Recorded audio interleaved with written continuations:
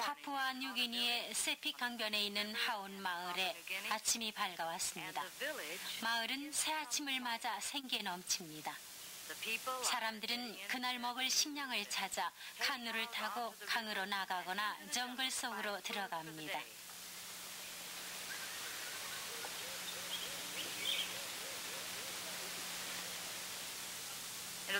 이날은 세피기완 부족 사람들이 손꼽아 기다려온 날입니다. 이날은 축제가 열리는 날로서 잔치가 벌어지고 싱싱이라는 파티도 펼쳐집니다.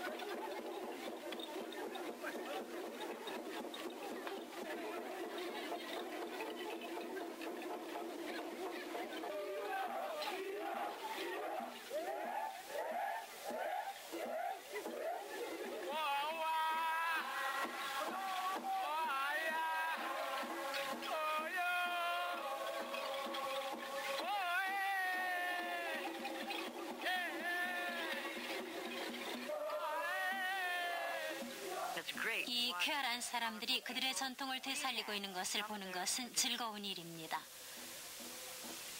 저는 1969년 위클립 성경 번역 선교회의 선교사로서 동료 한 사람과 함께 이곳 파푸아 뉴기니에 왔습니다. 저희들은 우선 이 나라에서 쓰여지고 있는 700여 언어를 사용하고 있는 종족들 중 한 부족을 택해서 그들의 언어를 배우고 필요한 문자를 개발해서 그들로 하여금 그들 자신의 언어로 글을 읽는 법과 쓰는 법을 가르쳐주며 신약 성경을 전부 그 언어로 번역하고 믿음을 갖는 사람들이 생겨나도록 도와주는 일을 하도록 되어 있습니다. 위클립 성경 번역 선교회는 모든 사람들에게 그들 자신의 언어로 예수 그리스도의 복음을 전하는 일을 사명으로 하고 있습니다.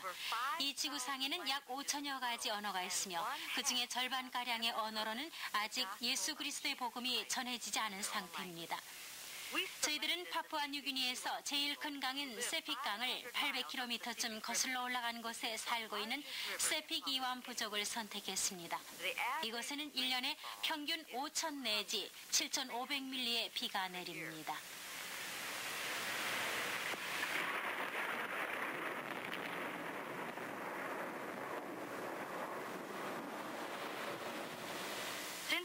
일년에 6개월가량은 강이 범람해 있기 때문에 이곳 하온 마을 사람들은 고기를 잡고 사냥을 하는 것으로 생계를 꾸려나갑니다.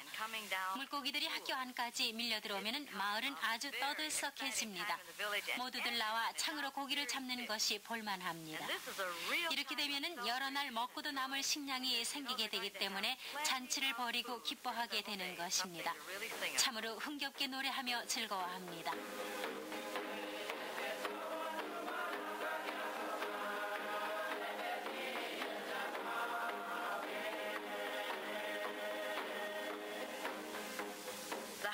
하온 마을 마을 사람들은 카누를 타고 지내는 시간이 많습니다. 이 사람들은 강을 중심으로 사는 사람들이어서 카누를 만드는 일이 아주 중요한 일입니다. 어른 아이 할 것 없이 누구나 카누를 갖고 있습니다. 매년 크고 작은 400척 이상의 카누가 만들어집니다. 카누를 만드는 일은 남자들의 일로서 이들은 이런 일 하는 것을 즐거워합니다.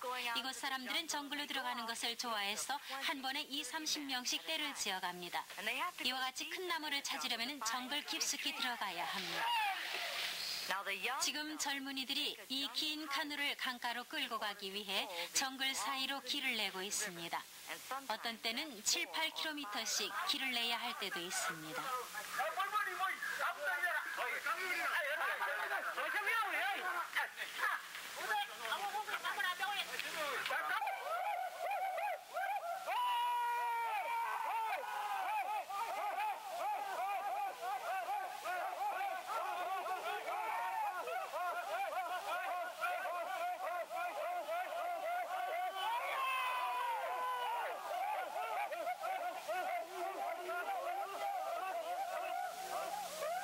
사람들은 마을까지 카누를 물에 띄워가지고 옵니다. 그러면 좀 더 나이가 든 어른들이 익숙한 솜씨로 카누를 다듬고 매끈하게 손질합니다. 때로는 카누 앞쪽을 새나 악어의 머리 모양으로 조각하기도 합니다. 이 사람들은 이런 일을 하는데 아주 뛰어난 기술을 갖고 있습니다. 카누를 원하는 모양으로 다듬은 다음에는 불에 거슬립니다. 사람들은 이렇게 하는 것을 가리켜 카누를 요리한다고 말하죠. 이것은 카누를 오랫동안 썩지 않게 보존하기 위한 방법입니다. 검댕으로 나무를 문지르면 훨씬 오랫동안 쓸 수 있습니다. 사람들이 팀을 이루어 서로 협동하는 것은 참으로 보기 좋은 일입니다. 혼자서 일하는 사람은 보기가 어렵습니다. 그렇게 하는 것은 이곳 풍습이 아니니까요. 사람들이 딱딱한 통나무를 들어올리고 있습니다. 정글에는 이러한 단단한 나무들이 많습니다. 사람들은 집을 짓는데 이 나무를 씁니다. 이 나무들은 너무 무거워서 물에 뜨지 않습니다. 어떤 때는 이러한 통나무 하나를 들어올리는데 90명이나 되는 사람이 필요할 때도 있습니다. 새로 집을 짓기 위해서 이곳 사람들이 함께 어울려 일하는 것을 보는 것은 감명 깊은 일입니다. 여자들은 고기를 잡으러 갈 때 그들의 카누에 그릇을 싣고 갑니다. 이곳 사람들의 주식은 쇠고라고 하는 것이죠. 이것은 쇠고 야자나무에서 채취하는 것입니다. 사람들은 이 나무에 속을 찧어서 그것을 짜서 거기서 나오는 진액이나 전분을 모읍니다. 그리고는 물을 끓여서 그 위에 붓습니다. 그러면 그것은 반죽한 밀가루처럼 됩니다. 이런 쇠고 풀떡을 나뭇잎 위에 올려놓습니다. 나뭇잎은 접시와 같은 것입니다. 이렇게 만든 음식을 매일 먹습니다. 보통 구운 생선과 함께 먹게 되죠. 우리가 이 사람들의 말로 성경을 번역할 때 우리는 예수님을 생명의 떡이라고 하지 않고 예수님을 생명의 풀떡이라고 했더니 사람들이 무척 감동했습니다. 쇠고 풀떡만 먹는 경우는 별로 없고 주로 구운 생선과 함께 코코넛을 곁들여 먹습니다. 넝그렁기라는 이름을 가진 이 사람처럼 말입니다. 그는 마릴린 선생님, 제 목구멍은 무척 기쁩니다 라고 말했습니다. 이곳 사람들은 마음이 가슴에 있는 것이 아니라 목구멍에 있다고 생각합니다. 그래서 넝그렁기는 목구멍이 기쁘다고 하는 것입니다. 그는 또 말하기를 이것이 우리들의 몸을 튼튼하게 해줍니다 라고 말했습니다. 사람들은 강물을 떠서 마시기 때문에 여러 가지 병에 걸리기 쉽습니다. 그래서 병을 고치는 무당은 언제나 바쁩니다. 이 마을에는 55명이나 되는 병 고치는 무당이 있으며 모든 사람이 이 무당을 찾아가곤 합니다. 그래서 이 병 고치는 무당들은 늘 바쁘게 다니면서 아픈 사람들을 치료한다고 합니다. 이곳에는 언제나 병자가 있습니다. 사람들은 정글 속에 있는 귀신들 때문에 병이 생긴다고 생각하죠. 이 무당은 지금 어떤 귀신이 이 아이를 병에 걸리게 했는가를 알아내려고 이른바 진찰을 하고 있는 중입니다.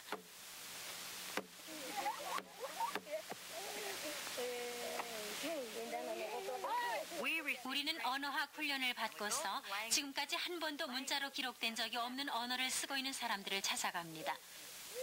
우리는 문자로 기록할 수 있도록 각 언어에서 사용되는 소리를 분석합니다. 그리고는 필요한 문자를 만들어줍니다. 그렇게 하기 위해서는 우선 그런 사람들과 함께 살아야 합니다. 우리는 매일 마을에 다니면서 우선 여러 가지 물건을 가리킵니다. 단어를 수집하는 일을 하는 것이죠. 우선 명사부터 시작합니다. 종이라는 뜻을 가진 단어를 찾을 때 일입니다. 이 사람들은 종이를 본 적이 없기 때문에 이것을 바나나 잎사귀라는 뜻을 가진 욕구라는 이름으로 불렀습니다. 연필은 논문이라는 운이라고 불렀는데 그것은 뿌리라는 뜻을 갖고 있습니다. 그리고 연필로 쓰는 것을 가리켜 은이라고 했는데 그것은 새긴다는 뜻을 갖고 있습니다. 그들은 그들의 언어가 바나나 잎사귀에 새겨지는 것을 보고 대단히 흥분하게 됐습니다. 그들은 저에게 꼬르디무 뭐니 디무요꾸니 꺼러 하고 질문하곤 했습니다. 그것은 즉 당신이 그 바나나 잎에 새기고 있는 것은 무엇입니까? 라는 뜻입니다. 그러면 저는 꾸리아이끈 또 요꾸니 즉 나는 당신의 말을 새기고 있습니다 라고 대답하곤 했습니다. 내 말을요? 내 입에서 나오는 말을 바나나 잎에 새기고 있다는 말이에요? 사람들은 흥분하는 것이었습니다. 이 사람들과 함께 일하는 것은 아주 즐겁습니다. 이 여인은 자기의 말이 바나나 잎사귀에 적힌 것을 처음으로 보았습니다. 사람들은 언어를 배운다는 것이 어떤 일인지를 잘 모릅니다. 그들은 내가 그들의 음식을 더 먹게 되면 자동적으로 그들의 말을 하게 되리라고 생각했습니다. 그래서 저한테 물고기와 새고 풀떡과 악어 고기를 먹어보라고 했습니다. 저는 그들이 원하는 대로 했습니다. 그때 저는 이들 중에 자기들의 언어를 기록한 글을 읽고 싶어하는 사람들이 있음을 알게 됐습니다. 그러나 대부분의 사람들은 글을 읽는 것과 쓰는 일이 별로 중요한 일이라고 생각지 않았습니다. 그들은 고기 잡는 법을 알며 집 짓는 법을 알고 카누 만드는 법을 알고 있으면 그것으로 족한 것이지 구태여 읽는 법과 쓰는 법을 알려고 할 이유가 별로 없었습니다. 그래서 저는 우선 그들이 그들의 언어를 읽고 쓰고 싶어하는 마음을 갖도록 해줘야만 했습니다. 우리들의 언어학센터가 있는 우카룸바에 있는 동안 저는 정글 비행 및 무선통신 지원단의 비행기 조종사에게 한 가지 부탁을 하기로 했습니다.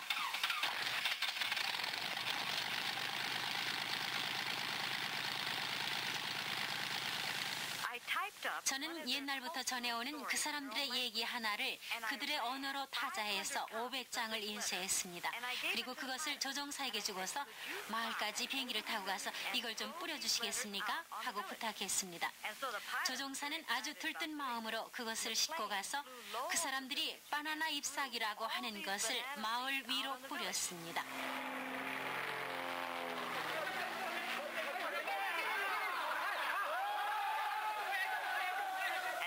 마을의 모든 사람들이 카누를 타고 나와 이 바나나 잎사귀를 주었습니다. 그들이 이 잎사귀에 무엇인가 새겨져 있는 것을 보았으나 어느 누구도 그것을 읽을 수가 없었습니다.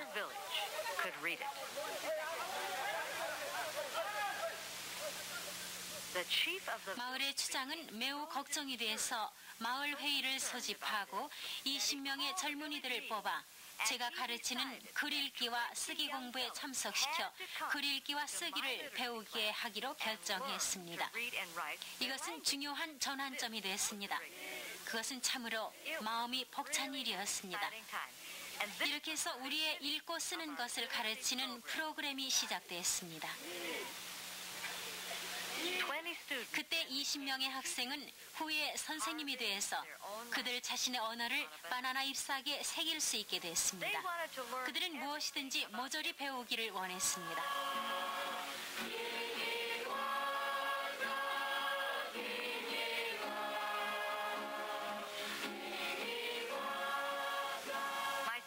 제 동생 쉐리는 그들에게 더하기, 빼기, 곱하기 등과 계산기 사용법을 가르쳐 주었습니다. 그것은 대단한 일이었습니다. 이제는 하운 마을에 사는 사람들 중 200명 정도 되는 사람들이 그들의 글을 읽고 쓸 수 있게 됐습니다. 우리는 성경을 번역하는 일을 도와주는 사람들을 5팀으로 나누었습니다. 한 팀은 2사람으로 돼 있었고 우리는 매일 10절 정도씩 번역해 나갔습니다. 그것은 참으로 정신을 집중해야 하는 일이면서도 흥분하지 않을 수 없는 일이었습니다. 그것은 하나님의 말씀을 바나나 잎사귀에 새기는 일이었기 때문입니다. 우리는 우선 신약 성경 전체를 번역해서 그 초고를 내놓게 됐습니다. 이것이 신약 성경 전부를 손으로 적은 것입니다. 그 후에 번역을 도와주던 사람들 자신이 그것을 타자했습니다. 그리고 나서 마을 사람들을 위해 성경을 사용하기 시작했습니다. 누군가 병이 들면 그들은 관련된 성경 구절을 찾아 읽어주었습니다. 성경을 통해 사람들이 필요로 하는 것을 채워주게 된 것입니다. 이와 같이 성경은 그들의 일상생활에 중요한 것이 됐죠. 그러나 성경 번역을 번역을 도와주던 젊은이들은 나이 든 사람들이 이 일에 참여하지 못하고 있음을 염려했습니다. 그들은 마을의 지도자들 중에 덕망 있는 분들이 그들을 도와주게 되기를 바랐습니다. 그래서 저는 그들에게 여러분들은 이 마을의 지도자들입니다. 여러분들은 막강한 힘을 가지고 있는 사람들입니다. 여러분들이야말로 여러분들의 언어를 정말로 잘 알고 있는 사람들입니다. 이 일을 끝마치려면 여러분들이 꼭 도와주셔야 합니다. 하고 말했습니다. 그리고 우리는 이 마을의 각 시족들 중에서 몇 사람씩을 보내달라고 요청했습니다. 이렇게 해서 우리는 24명의 자원봉사자들을 얻을 수 있게 됐는데 그 중에는 용하다고 소문난 무당들도 몇 명 있었습니다. 그것은 참으로 기쁜 일이었습니다.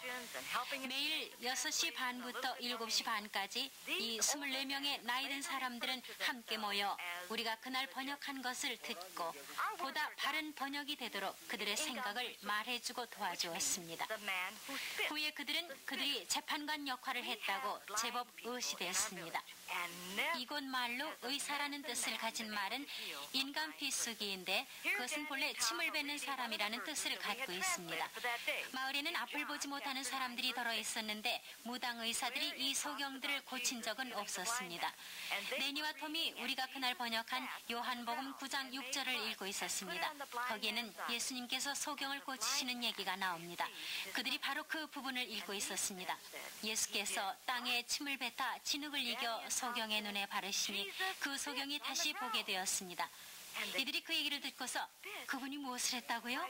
라고 물었습니다. 데니와 톰이 대답하기를 예수께서 땅에 침을 뱉으셨습니다.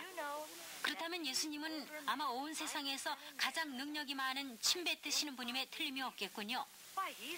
하나님께서는 성경 말씀 가운데 그 특별한 얘기를 세파기완 부족의 마음을 움직이기 위해서 기록해 두셨다고 믿고 싶습니다. Just to reach and touch the hearts of the Sepik Iwam people. 이 사람들은 번역에 있어서 우리가 핵심적인 단어들을 찾아낼 수 있도록 도와주는데 큰 역할을 담당했습니다. 우리가 고심하던 단어 중에 하나가 용서라는 단어였습니다. 어느 크리스마스 날 우리는 새 집을 지어 헌당하게 했습니다. 많은 사람들이 카누를 타고 모든 마을에서 모여들었습니다. 정말 많은 사람들이 왔습니다. 그들은 헌당할 새 집 주위에 원을 그리고 서서 손을 마주 잡았습니다. 조엘이 헌신의 기도를 이렇게 드렸습니다. 오 아디꼬미 끌어밀고한 말까 노에 그 뜻은 오 하나님 아버지여 우리 목구멍은 기쁩니다. 이 집을 허락해 주셔서 감사합니다. 그 기도를 드리는 중에 사람들은 서로의 팔을 다른 사람의 어깨에 올려놓았습니다. 저는 전에 이처럼 서로 사랑하는 모습을 본 적이 없었습니다. 헌당식이 끝나자 나는 조엘에게 가서 물어보았습니다. 조엘, 사람들이 팔을 서로의 어깨 위에 얹는 것은 무엇을 의미하죠? 조엘은 매우 감격하고 있었고 그의 눈에는 눈물이 고여 있었습니다. 그는 대답하기를 마릴린 어떤 사람이 다른 사람의 어깨에 그의 팔을 올려놓는다는 것은 그들이 서로 전에 행한 모든 잘못을 용서하고 더 이상 그것을 기억하지 않는다는 것을 의미하죠. 그때 나는 조엘에게 말해주었습니다. 조엘, 바로 그것이 성경이 말하는 용서입니다. 예수님께서는 우리 어깨 위에 그의 팔을 올려놓으시고 우리가 범한 죄를 다시 기억하지 않으시려고 우리들에게 찾아와 주셨습니다. 이제 우리는 용서란 단어를 찾았습니다.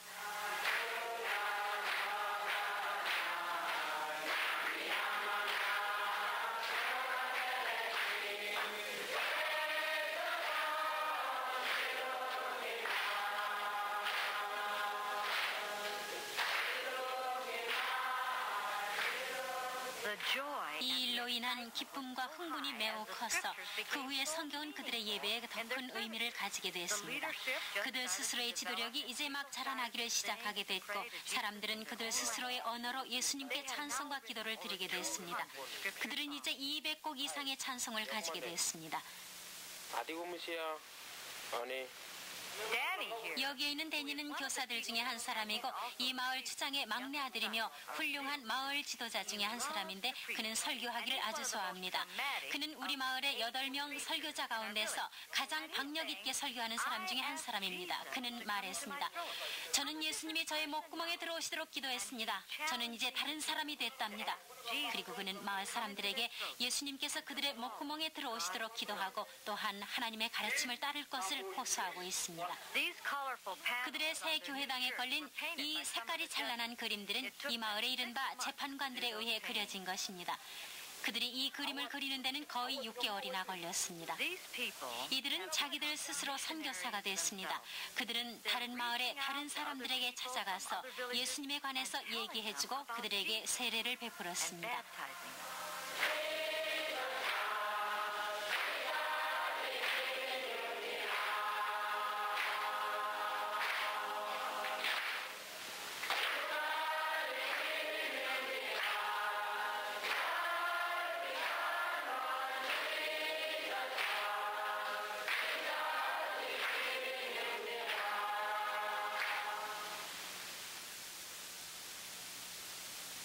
어느 날 저는 마을을 지나가고 있었는데 마침 노킨이라는 사람의 집에 가까이 가게 됐습니다. 이제 노킨은 이 마을에서 가장 나이 많은 사람 중에 한 사람이죠. 그는 우리 모두의 아버지와 같이 대접을 받고 있는 사람입니다. 그는 저에게 대단히 어려운 질문을 하기 시작했죠. 마릴린, 나를 좀 보세요. 나는 이제 늙었어요. 나의 피부는 쭈글쭈글하고 나의 눈은 잘 보이지 않고 나의 손가락은 관절염이 걸렸어요. 나는 당신이 나의 말을 바나나 잎에 새기면서 마을을 걸어다니는 것을 보았어요. 나의 아버지나 많은 나의 친척들은 여러 해 전에 죽었죠. 그들은 하나님에 관해서 아무것도 알지를 못했어요. 나 역시 너무 늦었어요. 나는 너무나 나이가 많아서 나의 말을 읽는 법을 배울 수가 없습니다. 그러면서 그분은 저에게 물었습니다. 당신이 아주 나이 어린 소녀였을 때 파푸아뉴기니에 나와 같은 사람이 있다는 것을 알았습니까? 그래서 나는 네, 저는 책을 읽고 파푸아뉴기니에 대해서 알게 됐죠. 그러자 그는 나에게 이렇게 말하는 것이었어요. 마릴린, 왜 여기 오는데 그렇게 시간이 많이 걸렸나요? 저는 그 말에 너무나 마음이 아팠습니다. 마음속으로는 울고 있었습니다. 주님, 제발 다른 사람들은 이 사람과 같이 이렇게 오랫동안 기다리게 하지 마십시오.